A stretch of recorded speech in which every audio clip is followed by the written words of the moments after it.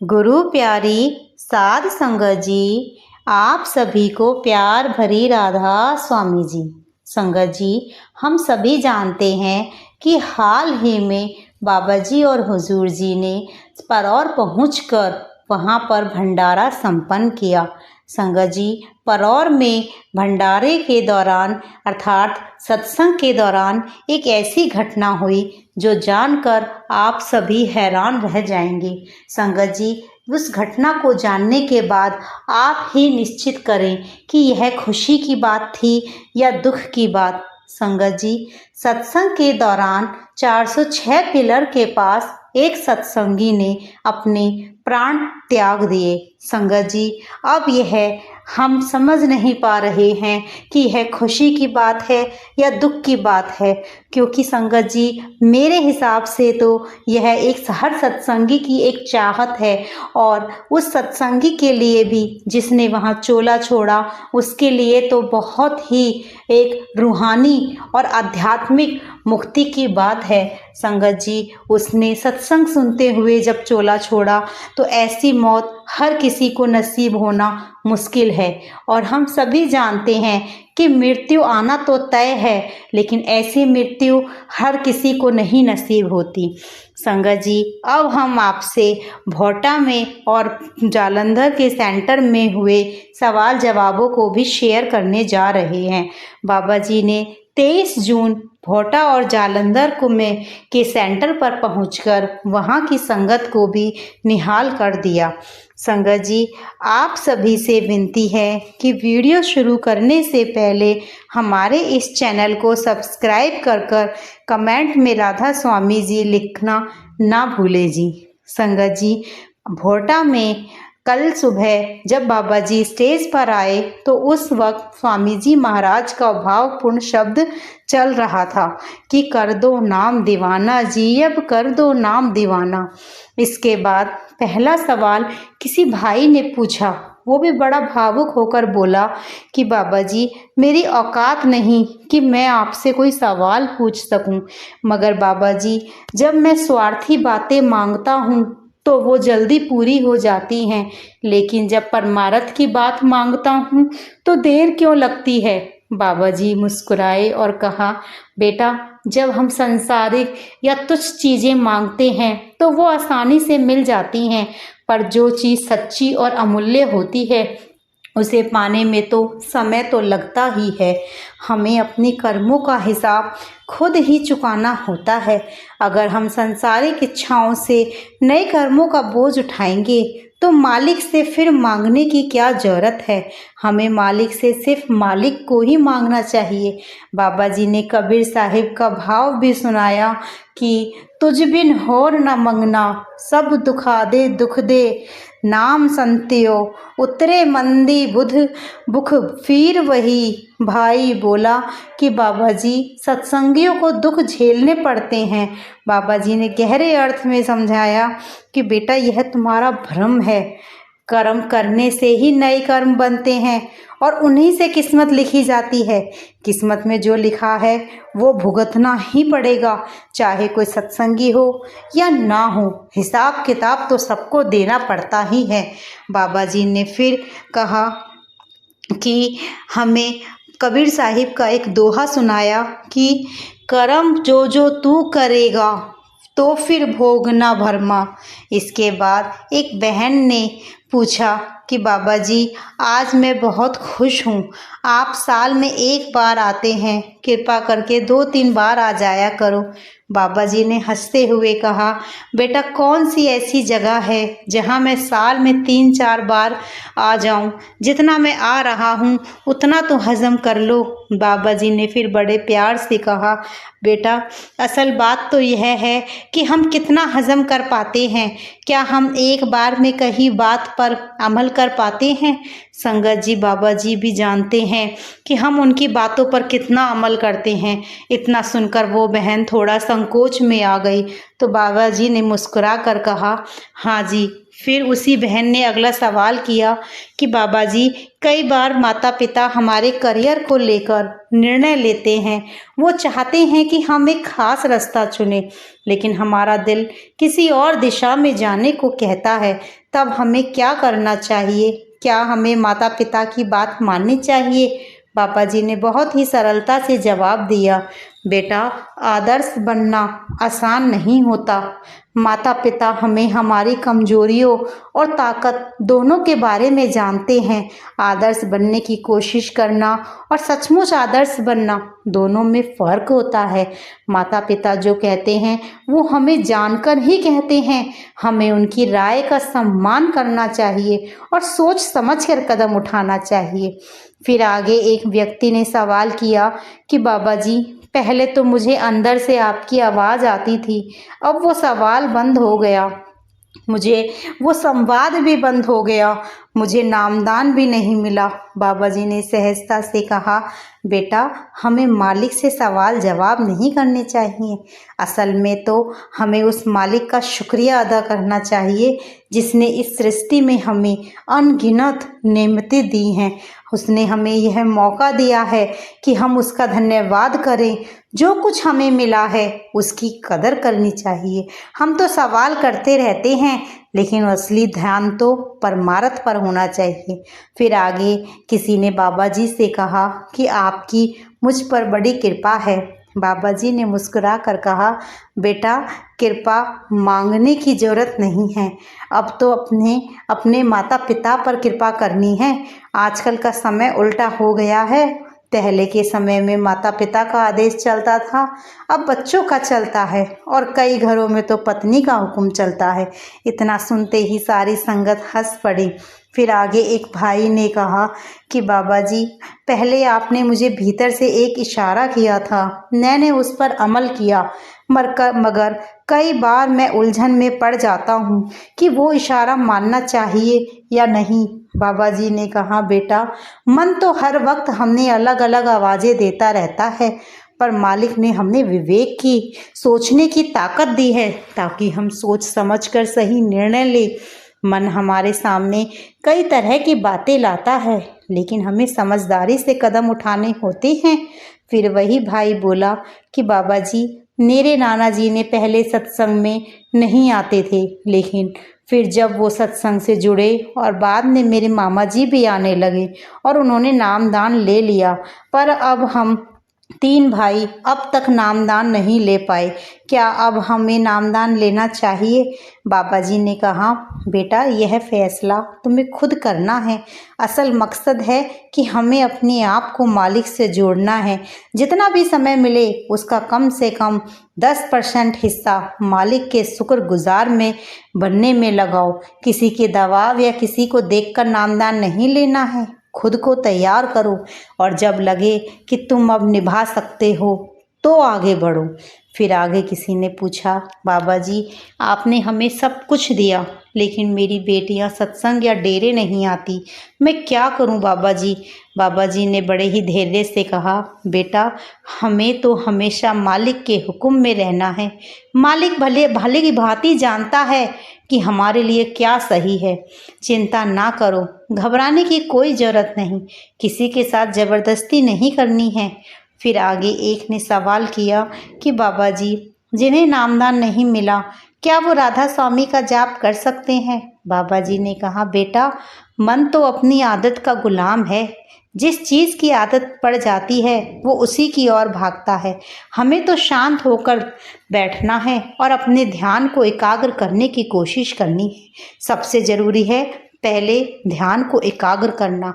अब वो कौन से लफ्ज़ को सिमर करके आप कर सकते हैं, यह आपके ऊपर है। फिर आगे एक बहन ने बड़े ही भावुक होकर बाबा जी के सामने रोते हुए कहा कि बाबा जी, मुझे भजन सिमरन में शक्ति दीजिए, मुझे अपने साथ ले चलिए। बाबा जी ने प्रेम से कहा, बेटा, आना जाना तो मालिक के हुक्म से होता है और अभी तो ऐसा कोई जहाज़ भी नहीं बना जो मैं सबको एक साथ लेकर चला जाऊं। यह सुनकर संगत बहुत हंसी।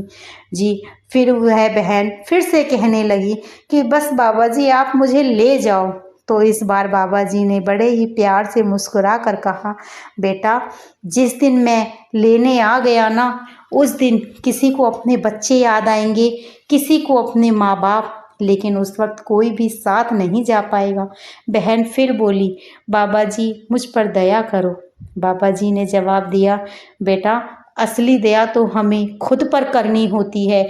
जो कुछ हमें मिलता है वो हमारी अपनी करनी का फल होता है।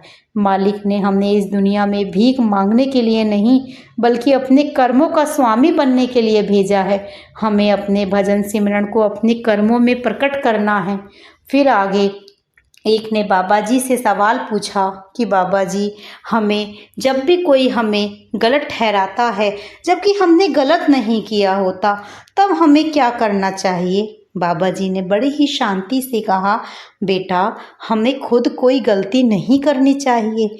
जीवन में हर किसी को अच्छे बुरे दोनों तरह के लोगों की बातें सुननी पड़ती है। कोई तारीफ करेगा, कोई निंदा। हम दुनिया को खुश नहीं रख सकते। हमें तो अपने हिस्से का काम करना है और अपने दिल से सबके लिए अच्छा करना है। बाकी दुनिया को करने दो। वो जो कहते हैं, जो करते हैं, उसको करने दो, कहने दो। फिर इसके बाद एक भाई ने हाथ जोड़कर बाबा जी से कहा कि बाबा जी, मेरे पास तो कोई सवाल नहीं है। मैं यहीं पैदा हुआ हूँ, मेरा ननिहाल पास ही है, लेकिन आज पहली बार आपकी कृपा से मैं आपके सामने खड़ा हूँ। मैं पहले कभी सत्संग घर नहीं आया, आज आपकी मेहर से आपके दरबार में आया हूँ। मैं अक्सर अपनी नानी को सेंटर के बाहर छोड़कर चला जाता था, लेकिन आज एक सेवादार ने मुझे अंदर आने को कहा और मैं अंदर आ गया। बाबा जी ने उसे बड़े प्रेम से कहा कि बेटा, यह मेरी नहीं, उस मालिक की कृपा है। वही जानता है कि किसको क्या देना है और कैसे देना है। हमें तो बस यही करना है कि थोड़ा वक्त निकाल कर मालिक का शुक्रिया अदा करें। यह जो हमें सत्संग में एक साथ होने का अवसर मिलता है, यह भी एक बहाना है ताकि हम एक दूसरे का सहारा बन सकें। परमार्थ में कोई छोटा या बड़ा नहीं होता। हमें बस अपने जीवन के उद्देश्यों को पूरा करने की कोशिश करनी है। फिर आगे किसी ने सवाल किया कि बाबा जी, हम जिस चीज़ के लिए मेहनत करते हैं, लेकिन वो फल हमें नहीं मिल पाता। बाबा जी ने पे कहा, बेटा मालिक बेहतर जानता है। हमें उससे कोई मांग नहीं रखनी चाहिए। हमें तो अपने कर्मों का हिसाब देना है। हमें यह भी नहीं पता कि हम जो भुगत रहे हैं वो पुराने कर्मों का हिसाब है या नए कर्म बन रहे हैं। हमें तो बस मालिक के हुक्म में रहना है। अगर हम हुक्म में नहीं रहेंगे तो इस जन्म मरण के 84 के चक्कर में फंसे रहेंगे। अगर हमारी मांगी चीज़ मिल जाए तो शुक्र करो, और अगर ना मिले तो यह मानो कि मालिक ने जो किया वह भी हमारी भलाई के लिए किया। फिर आगे एक बहन ने रोते हुए कहा कि बाबा जी, आप जानते हैं ना कि हम आपको कितना प्यार करते हैं, फिर आप हमें दूर क्यों करते हैं? बाबा जी ने हंसते हुए कहा, अरे बेटा, हमें तो मिट्टी के गरोंदों से खेल रहे हैं। बाबा जी ने कहा, बेटा असली दर्शन भीतर होंगे। जब मन में सच्ची चाहत जागेगी तब ही वह दर्शन होंगे। जब चाहत को अपने कर्मों में प्रकट करोगे तब दुनिया की कोई ताकत नहीं कि तुम्हें उस अनुभव से रोक सके। फिर आगे एक भाई ने पूछा कि बाबा जी, आजकल की जनरेशन गलत रास्तों पर चल पड़ी है। हम सत्संग में सुनते हैं कि यह बुरी चीज़ें हैं, फिर ऐसे हालात में हम क्या करें? बाबा जी ने बड़े ही प्यार से समझाया, बेटा जिंदगी में हर चीज़ का एक वक्त होता है। आज के बच्चे हर चीज़ में जल्दबाजी करते हैं, जल्दी शादी करना, जल्दी हर काम को पूरा कर लेना। लेकिन अगर हम 5 साल के बच्चे को गाड़ी की चाबी दें तो वो गाड़ी जरूर ठोक देगा। हम अपनी दिनचर्या में इतने उलझ गए हैं कि बच्चों को समय ही नहीं दे पाते, और अगर देते भी हैं तो सब मोबाइल में उलझे रहते हैं। हम अपनी परंपराओं को भूलते जा रहे हैं। अगर हाथ आग में डालोगे तो वह जलेगा ही। इसलिए बेटा सोच समझ कर कदम उठाओ। हर चीज़ का एक समय होता है। फिर वो भाई बोला कि बाबा जी, फिर इस आदत पर काबू कैसे पाएं? बाबा जी ने कहा, बेटा यह सही और गलत की समझ की बात है, यह काबू की बात नहीं है। हमारे मन पर कई प्रभाव पड़ते हैं। शुरुआत होती है आँखों से। हमें जो देखते हैं उसका असर हमारे मन पर धीरे धीरे होता है। शुरू में वो असर हल्का होता है, पर समय के साथ वो मजबूत होने लगता है और फिर वो हमारे कर्मों में दिखने लगता है। फिर चाहे हमें पता हो कि यह गलत है, लेकिन आदत बन जाने के बाद हम उसे रोक पाना मुश्किल हो जाता है। फिर आगे एक भाई से पूछा, भाई ने बाबा जी से पूछा कि बाबा जी, जैसा सुना है कि बड़े महाराज जी के ड्राइवर मलकित साहब को 2.5 से बढ़ाकर 5 घंटे सुमिरन करने को कहा गया था और फिर उन्हें अंदर से दर्शन हो गए। क्या यह मुमकिन है? बड़े ही हमें भी इसी तरह अंदर से दर्शन हो सकेंगे? बाबा जी ने बड़े प्रेम से समझाया, बेटा जीवन में कुछ भी असंभव नहीं है। असल में इम्पॉसिबल शब्द का मतलब ही यही होता है कि आई एम पॉसिबल। तुम 5 घंटे छोड़ो, अगर 2.5 घंटे भी पूरी श्रद्धा से बैठ जाओ तो मालिक की झलक अपने आप तुम्हें मिल जाएगी। फिर किसी ने आगे आग्रह करके बाबा जी से कहा, आप हमसे भजन सिमरन करवाएं। बाबा जी ने मुस्कुराए और बोले, बेटा यह काम तुम्हारा है, तुम्हें खुद सिमरन करो। तुम क्यों कहते हो कि मैं कराऊं? इतना सुनते ही सारी संगत हंस पड़ी। फिर आगे एक बहन जी ने पूछा, बाबा जी सेवा सिमरन और सत्संग में से ज़्यादा क्या अहम है? तो बाबा जी ने समझाया, बेटा जैसे तुम्हारे घर में बच्चे हैं, पति है, माँ बाप हैं, अगर कोई पूछे इनमें से तुम किससे ज़्यादा प्यार करती हो तो तुम क्या कहोगी? यही ना कि सबको करती हूँ। परमार्थ ने भी हर चीज़ की अपनी अहमियत होती है। हाँ, असली सेवा तो सिमरन ही है, मगर बाहर की सेवा भी ज़रूरी है, क्योंकि यह मन में नम्रता लाने का जरिया है। जब मन नम्र होगा तभी सच्चे सिमरन की आदत बन पाएगी। सेवा से माहौल बनता है ताकि सिमरन अच्छे से हो सके। फिर इसी बहन ने पूछा कि बाबा जी क्या 2.5 घंटे हम टुकड़ों में कर सकते हैं? बाबा जी ने कहा, शुरुआत में ठीक है बेटा, कर सकते हैं, लेकिन एक बार में बैठने का फ़ायदा ज़्यादा होगा। देखो, जैसे सब्जी बनाने बैठो और बीच में बार बार उठो तो वह सब्जी कैसी बनेगी? वैसे ही जब तुम एक बार में सिमरन करो तब ही उसका असर गहरा होगा। फिर आगे किसी ने बाबा जी से कहा कि बाबा जी हम किसी से पूरा निभाते हैं, फिर भी वह खुश नहीं होता। बाबा जी ने कहा, बेटा दुनिया में सभी को खुश करना नामुमकिन है। हर इंसान की सोच अलग होती है। घर में भी एक परिवार के 4 लोग 4 अलग सोच रखते हैं। हमें अपने कर्म पूरी ईमानदारी से करने हैं ताकि हम अपने कर्मों का हिसाब खुद दे सकें।